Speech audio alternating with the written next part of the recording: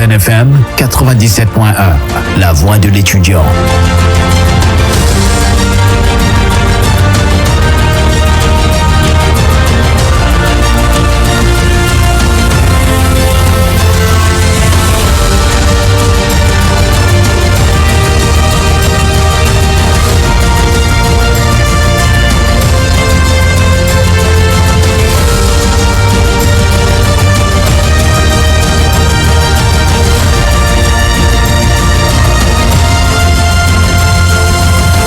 Dans un instant, le journal.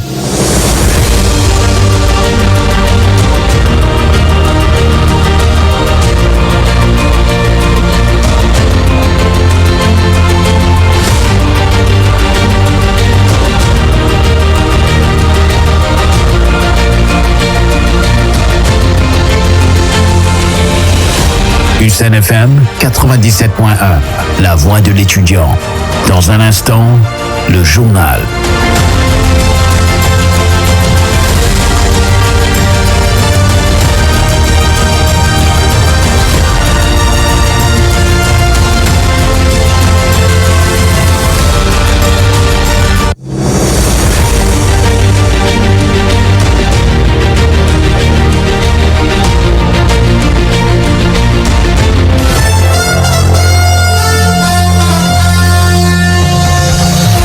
Midi. Le 12-30.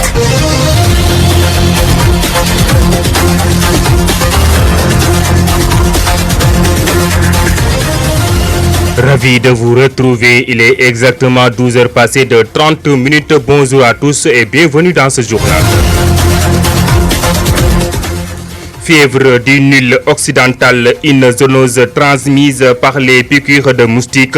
Un cas humain détecté au district sanitaire de Kaffrine. Les autorités appellent les populations au respect des mesures d'hygiène. La mairie de Caille a réceptionné par le biais de son partenaire une mosquée et des salles de classe au profit des habitants de Cyclo. Au même moment où les autorités en charge de l'urbanisme de la région de Kaffrine continuent de sensibiliser les populations au respect des normes de sécurité dans les sentiers publics. L'actualité internationale et les sports vont mettre fin à ce journal, assuré à la partie technique par Sidina Alucis.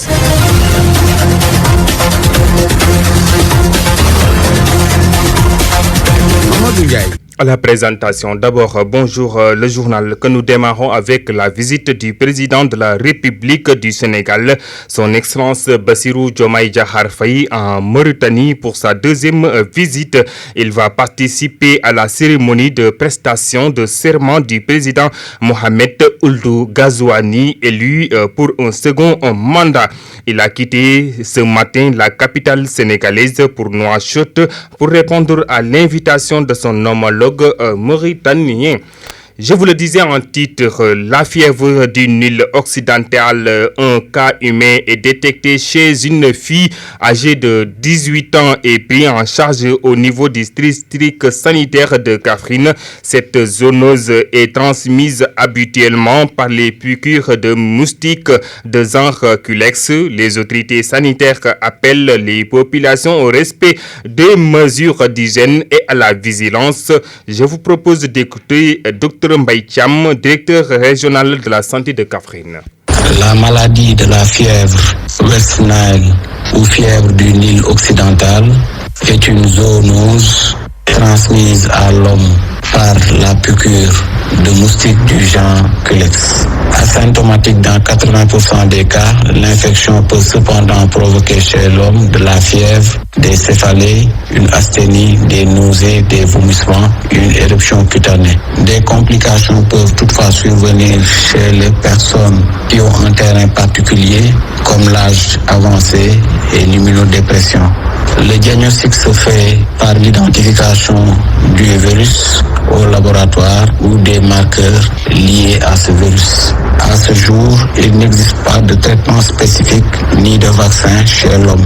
Cependant, il existe un vaccin pour les chevaux qui développent une maladie grave en présence du virus du Nil occidental.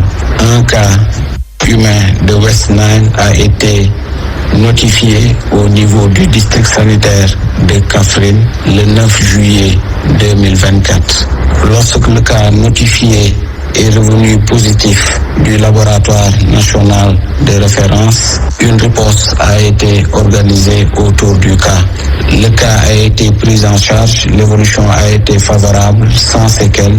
Toutes les personnes vivant autour du cas ont été surveillées et sont indemnes de la maladie à ce jour. Le ministère de la Santé et de l'Action sociale appelle la population à la sérénité et encourage le recours précoce aux soins en cas de signes et l'utilisation des moustiquaires imprégnés. Le poste de santé de Diamaguène TP a procédé les premières séances d'échographie et gratuites au profit des femmes enceintes. Au total, une cinquantaine de femmes ont bénéficié de cette offre. Narcisse Gomis, infirmier chef de poste, se réjouit et félicite la mairie de Kaffrine pour cet appareil. Compte rendu signé Morka. Après avoir réceptionné une machine d'échographie de la mairie de Kaffrine, le poste de santé de Diamaguène TP a procédé à des séances gratuites d'échographie au profit des femmes enceintes. Narcisse Gomis est l'infirmier chef du poste. Nous avons l'honneur d'organiser une journée d'échographie gratuite pour les femmes enceintes. C'est la première fois, d'ailleurs c'est la première journée aussi. Donc on vient tout juste de commencer cet examen parce que ça n'existait pas, cet appareil n'existait pas au niveau du poste. C'est grâce au maire de la commune de Kaffrine, Abdoulaye Seydou Sow, qui nous a doté cet appareil. 50 femmes enceintes ont bénéficié de cette offre, poursuit Narcisse Gomis. Qui nous a permis aujourd'hui d'avoir 50 bénéficiaires. Donc on est en cours depuis ce matin jusque là. C'est pas encore terminé, mais vraiment on envisage de faire cet écho pour cet examen pour ces 50 bénéficiaires, Inch'Allah. Abissi, bénéficiaire, et Fatou Dieng, venu accompagner sa co-épouse, se réjouissent de l'acte. Kontaan rek daal lañ dem macha allah tey moom ni ñu ko gisee moom neex nañ trop ndax suñ xaay demut te faju nañ wax dëgg fa yàlla ñu ñaan rek ñu ko def waaw seet nañ ma bu baax moom na dara nekk si maa ngi sant yàlla bu baax daal kontaan nañ daal wax dëgg fa yàlla. laay macha allah moom tey moom damaa kontaan ndax parce que ñii maa leen jiite moo tax may leen fayuñ dara 5000 lañu waroon a fay tey saa fayuñ dara wal nañ leen macha allah seen yaram amul benn problème. Un appareil d'une importance capitale dans la lutte contre les complications liées à la grossesse et à la mortalité maternelle, signifie Narcisse Gomis. Effectivement, cet appareil est d'une importance cruciale parce que ça participe non seulement à détecter les anomalies de la grossesse, mais aussi ça nous permet de confirmer la grossesse et sa datation. Ça nous permet aussi de localiser exactement, le fœtus, voir si c'est une grossesse intra ou extra-utérine. Donc vraiment, c'est un examen, c'est un examen qui est vraiment très important pour la surveillance de la grossesse chez ces femmes enceintes. Le poste de santé Serigne Amadou Cissé de Diamaguène TP dispose ainsi d'un appareil d'échographie, une vieille doléance du personnel qui s'en félicite. L'information sur ICN FM. La mairie de Kayi a réceptionné hier à Siklo une mosquée et 3 salles de classe de son partenaire Qatari Al-Hatta. El Hadji Aliou Diané se réjouit de ce partenariat qui, selon lui, va continuer dans d'autres domaines. Aliou Diané est au micro de Moka. Nous sommes ici à Siklo, en train de réceptionner une mosquée. Vraiment, on ne peut qu'être satisfait et content de cet acte qui a été l'œuvre d'abord des partenaires qataris, mais aussi par la volonté d'aller rechercher des partenaires de la commune de Kayi. C'est une occasion pour moi aujourd'hui de remercier toute la commune de Kayi et plus particulièrement les habitants de Sikilo, le chef de village, l'imam, qui ont vraiment soutenu le promoteur pour qu'on ait ce chef-d'œuvre. Tout le monde a constaté que vraiment c'est un travail exceptionnel. Et la mosquée et les 3 salles de classe aussi et la direction. Donc nous remercions tout le monde en tout cas. Nous ne pouvons terminer sans pour autant se rappeler de nos 2 vaillants combattants pour l'islam. Il s'agit d'Abdoulaye Keita qui a été l'initiateur du grand Gamou de Sikilo, mais Sokhna Bousso Faye qui a été vraiment notre ami, notre maman qui nous a soutenus et qui était très fière quand on faisait donc la première pierre de cette mosquée-là. Nous souhaitons qu'Allah subhanahu wa ta'ala les accueille dans le paradis céleste. L'imam Ratib de Sikilo, Karamoro Diaby, montre toute sa satisfaction. pour cette mosquée, d'autant plus que ça a été un besoin pour les populations de ce village. Il a aussi prié pour le maire et son partenaire. Nous l'écoutons avec Morka.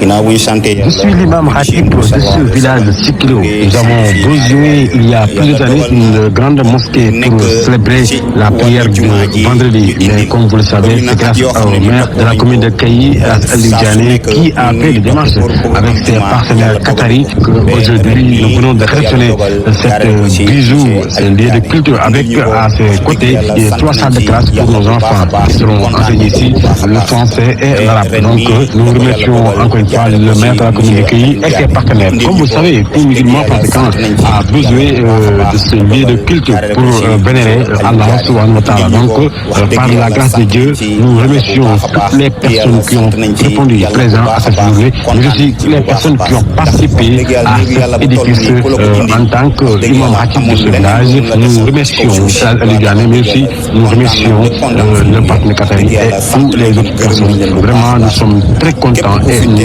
serons éternellement reconnaissants à l'endroit de M. le maire Al-Djane. Dans le cadre de l'inspection sur le respect des normes de sécurité dans les chantiers publics, une visite d'inspection a été procédée par le chef de la division d'urbanisme, logement et de l'hygiène publique dans la commune de Kaffrine.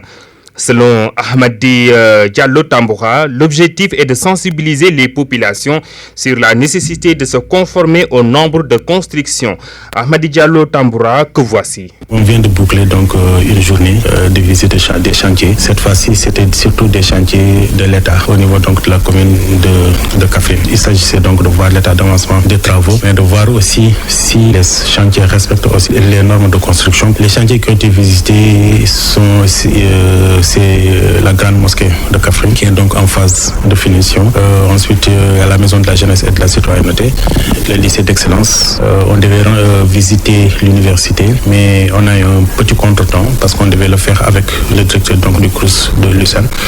Ensuite, on a été donc au niveau du centre de promotion et de réinsertion sociale. Et enfin, au niveau donc du plateau multifonctionnel qui est un projet de la commune de Kaffrine, projet de construction donc l'inspection régionale du travail et de la sécurité sociale. Bon, d'une manière générale, on a constaté quand même vraiment que les travaux se poursuivent. On a constaté un déroulement correct donc des travaux, mais surtout aussi on a constaté aussi que les entreprises vraiment pour la maison de la jeunesse et de la citoyenneté, pour le lycée d'excellence, le centre de promotion sociale, imagine tous les chantiers visités, vraiment on a constaté un respect des normes de construction.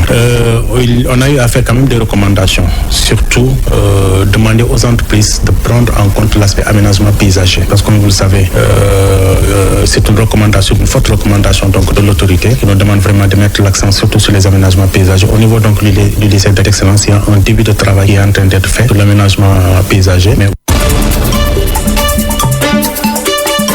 L'actualité internationale sur la 97.1 FM. Hors de nos frontières, que nous démarrons en Centrafrique où plusieurs réactions politiques après la résolution du Conseil de sécurité des Nations Unies levant l'embargo sur les armes imposé au début de la guerre civile en 2013. Il avait ensuite été assoupli depuis 2022. Les autorités n'avaient plus qu'à signaler les achats au comité de suivi. Si le président Faustin Archange Touadéra se félicite de la fin de cet embargo, l'opposition, elle, les plus mesurée. À partir de ce 1er août, les centaines de milliers de Nigériens pourraient se retrouver dans la rue pour manifester. Lancé depuis plusieurs semaines sur les réseaux sociaux, le mouvement Embargade Gouvernance compte catalyser la colère présumée des classes moyennes et populaires. Une majorité de Nigériens vivaient très mal les récents politiques libérales recommandées par le FMI et mises en place par le président Bola Ahmed Tinubu depuis son arrivée au pouvoir. Au Soudan, pour terminer, où le chef de l'armée et du conseil souverain, le général Abdel Fattah al-Burhan, a échappé à une tentative d'assassinat hier mercredi à l'est du Soudan. Selon le communiqué de l'armée, 2 drones ont mené une attaque sur une base militaire dans l'état de Mer Rouge où se trouvait le général al-Burhan. L'armée avance un bilan de 5 morts et plusieurs blessés, mais le général al-Burhan a survécu. Il est réapparu un peu plus tard pour les affirmer que les drones ne font pas peur à l'armée.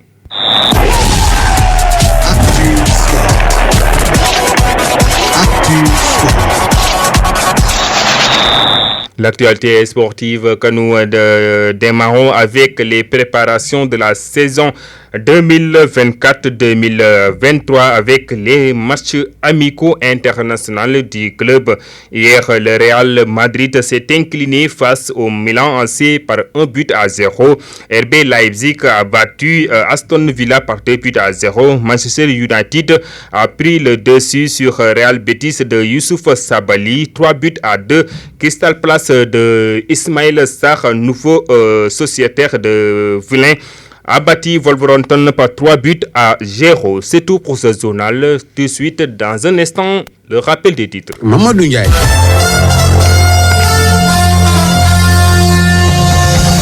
Plus un midi. Les 12h30.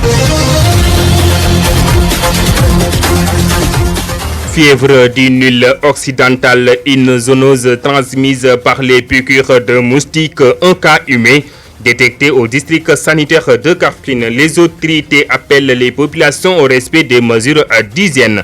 La mairie de Kayi réceptionne par le biais de son partenaire une mosquée et 2 salles de classe au profit des habitants de Siklo. Au même moment, autant pour moi, où les autorités en charge de l'urbanisme dans la région de Kaffrine continuent de sensibiliser les populations au respect des normes de sécurité dans les sentiers publics. L'actualité internationale et les sports ont mis fin à ce journal, assuré à la partie technique par Cédina Alucissé.